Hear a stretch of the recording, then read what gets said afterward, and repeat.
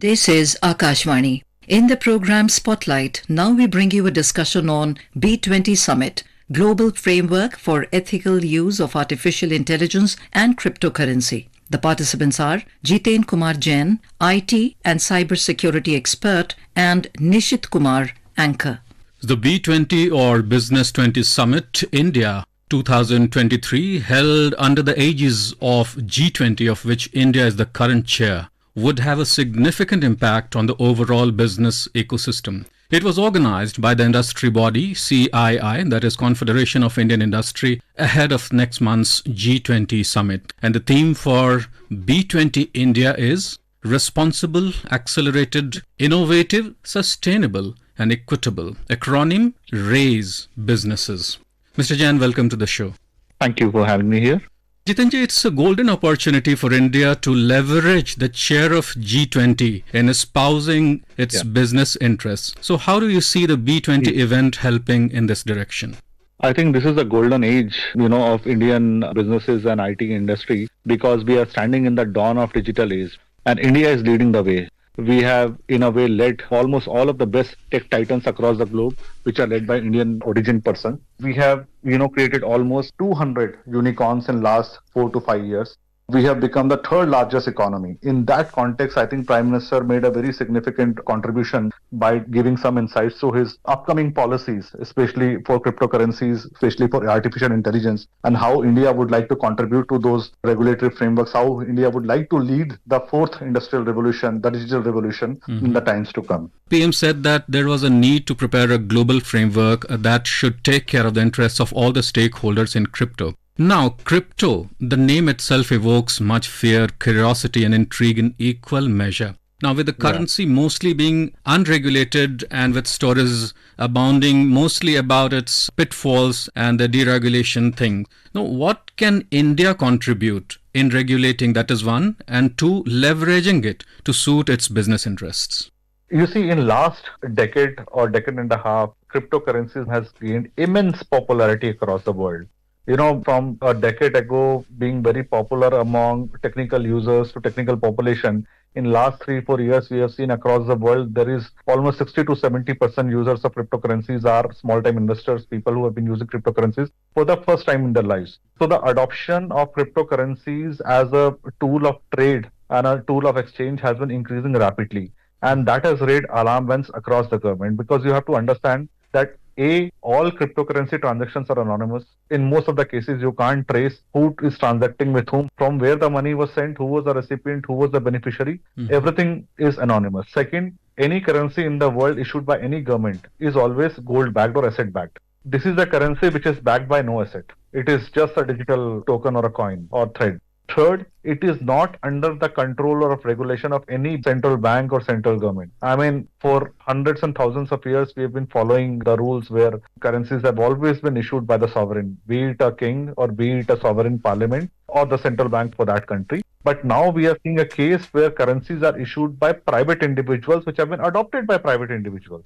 So initially people thought, let them do it. It may be at best a small, barter system of some digital coins, and people are doing it, doesn't matter. But the way it has gained popularity, the way the voluminous transactions are taking place, it is literally challenging the existing financial ecosystem of the world, where a currency is gaining more popularity than any currency backed by any sovereign government. So now India for last 3-4 years has followed an approach of saying that, look, issuing a currency is a sovereign function. We cannot allow any private currency or this sort of crypto coins to be exchanged in India. We will ban that currency. We will tax it to 30%. Correct. If you use it as commodity trade. But if you use it as a currency, we are going to ban it.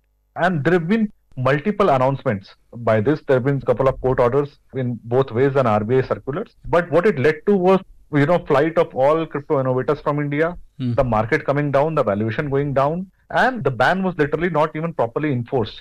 So now I think in statement of the Prime Minister, there is a remarkable shift in his positioning of his upcoming government's policy towards crypto. I think he's signaling that government might be willing to consider regulating the crypto as a currency in a market and tax it instead of outrightly banning it and outrightly outlawing it. And that too in a situation where bans are not enforceable.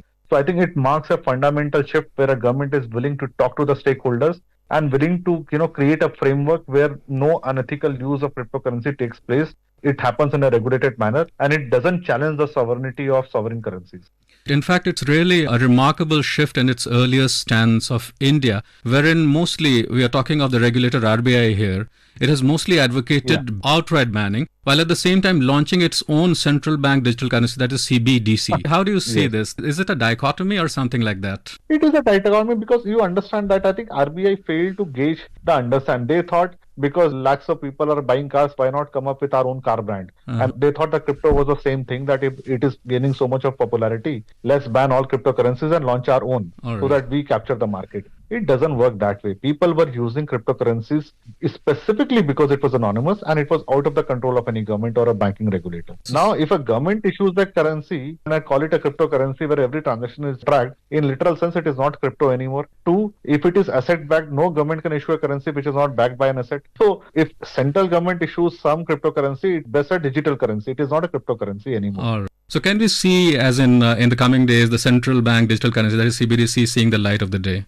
I think, yeah, it will be formed as a digital currency. I don't know how different will it be from the online transactions we do, because we keep crypto so that it is out of the control of government, out of the control of any regulatory forces, and it is anonymous. If all these three features are missing in any currency issued by the central government, you can call it at best a digital version of a currency by a bank, but it is definitely not a cryptocurrency in any sense. That is where Prime Minister, I think, has realized this, and he's trying to course correct. And is trying to lead India to a way where everybody can coexist within some regulatory framework.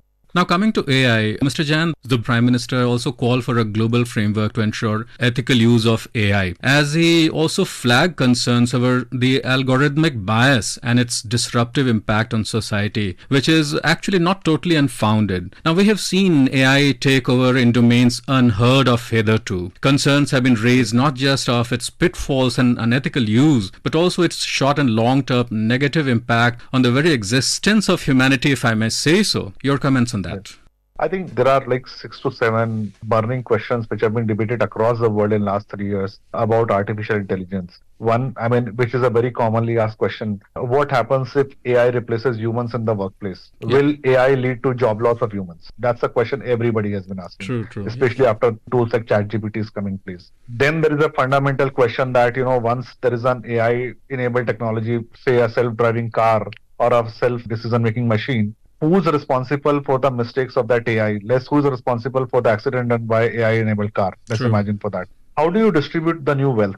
Would you allow certain companies to, capture the entire artificial intelligence knowledge and not allow the others to come in? Then a fundamental question like, about the usage of AI from teenagers, that how will machines affect human interactions? Will it affect learning of children? Will it affect their education? Will it affect our interaction, even of the adult with machines and with ourselves? Third, how do you ensure that AI is used for ethical purposes? There is no immoral or unethical use of AI, which is the biggest burning issue right now. Because, people have been looking to use AI for hacking, for crimes, for weaponization, for fighting wars, creating AI-enabled bots, drones and all. Third, how do you get rid of bias in AI? We have seen facial recognition tools which have been labeling people from a particular religion or community or particular race and color as suspicious people because of inherent bias of maybe in the minds of people who coded that particular AI. So how do you ensure that AI is not biased, it is neutral? And last question, what do you do about the unintended consequences of AI research?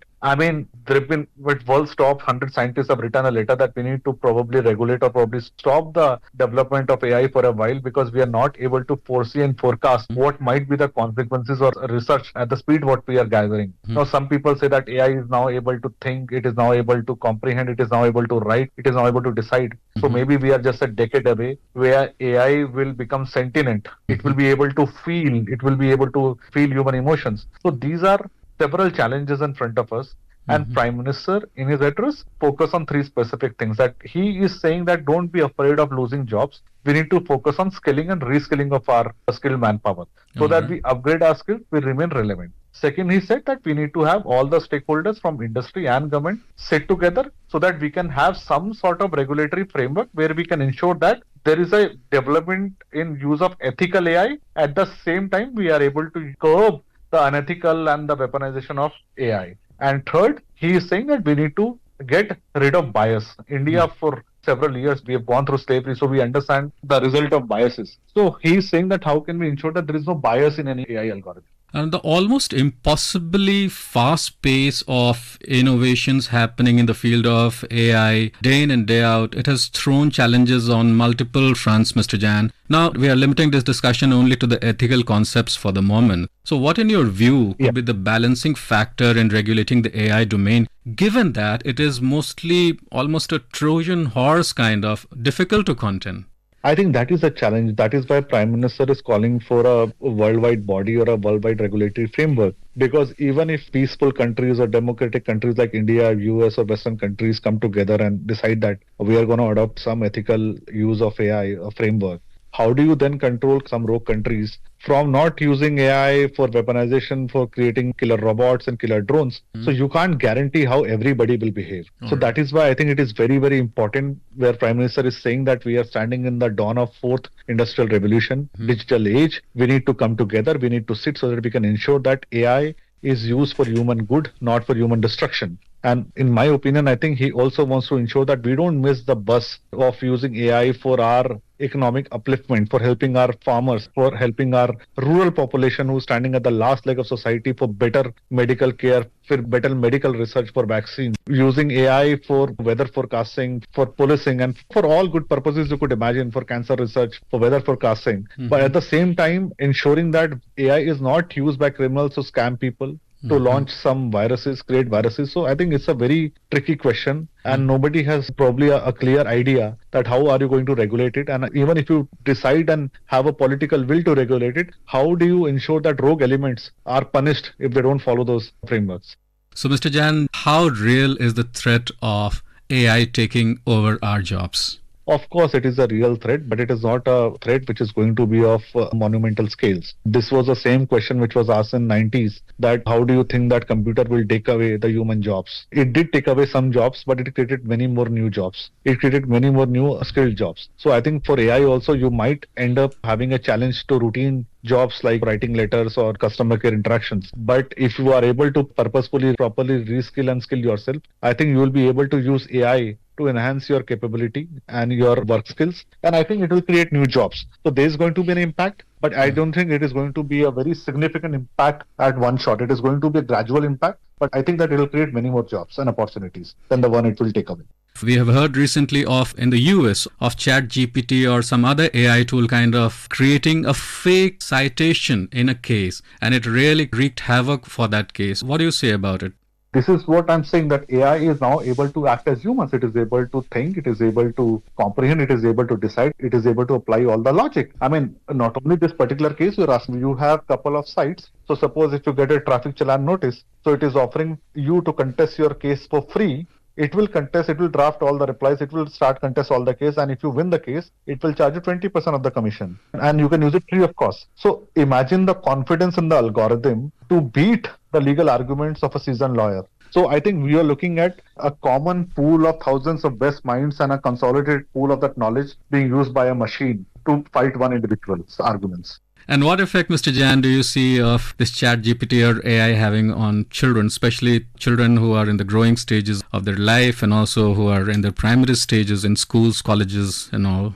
I personally believe that if children are allowed to use AI-enabled bots like ChatGPT, it is going to have a significant harm on their learning abilities. I mean, the whole purpose of the way our education system works is to make a child learn from mistakes, make a child learn from practice, make a child learn from human interactions. So if a child is just going to do his homework, experiment, research by using a tool and get the result within 5 minutes, the ability to learn from mistake, the ability to learn from research will be completely lost. There will be a significant harm of their ability, their interaction with other humans and other machines. They will become more introvert. Everybody will be learning in the same way. So imagine 1,000 students writing the essay in a similar manner using an AI tool. Correct. I think there will be a significant harm to their learning.